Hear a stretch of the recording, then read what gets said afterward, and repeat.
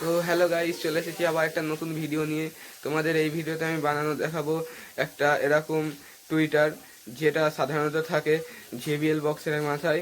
তা চলো ভিডিওটা স্টার্ট করা যাক। তো গাইস, আমাদের এই টুইটারটা তৈরি করার জন্য দরকার এরকম দুটো পিচবোর্ড আর এরকম দুটো পিচবোর্ড। তা আমরা সেগুলো কাটিং করে নিই। তো চলো তারপরে কাটিংটা করে নিই। দেখতেই পাচ্ছ আমি এগুলোকে কাটিং করে নিয়ে তার ওপর এই অরেঞ্জ কালারের পেপার মেরে রেখেছি। তা তোমরা যদি এটা অরেঞ্জ কালার না করতে চাও, শুধু সাদা করতে চাইলে শুধু এমনি রাখতে পারো। আমি এটা অরেঞ্জ কালার করবো বলে এখন করেছি।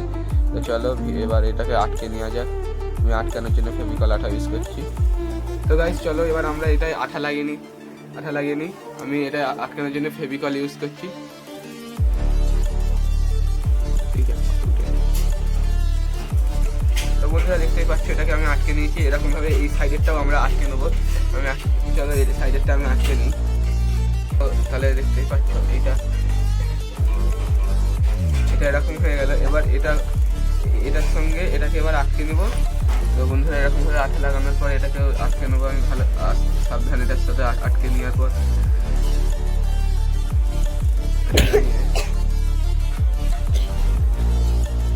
এবার এই সাইডে এটাকে আমরা আটকে নেবো, তাহলেই কমপ্লিট হয়ে যায় আমাদের র্যাক। তো বন্ধুরা দেখতেই পাচ্ছ আমাদের এই র্যাকটা তৈরি হয়ে গেছে। র্যাকটা দেখতে কেমন লাগে তোমরা কমেন্টে বলে দিও। তো গাইস দেখতেই পাচ্ছ র্যাকটা তৈরি করার পর আমি এটাকে এই আরসিএফ যেই বক্সটা বানাচ্ছি এটাই আটকে নিয়েছি। এটাই তোমাদের সমান করে এটাকে কেটে আটকে নিতে হবে। তা আমি খুব শীঘ্রই এই আরসিএফ বক্সটাও তোমাদের বানানোর ভিডিওটা তোমাকে দেবো। দেখতেই পাচ্ছ আরসিএফ বক্সটার লুকটা দারুণ লুক হয়েছে। এটার ভিডিওটাও তৈরি হচ্ছে, খুব তাড়াতাড়ি তোমাদের দেবো।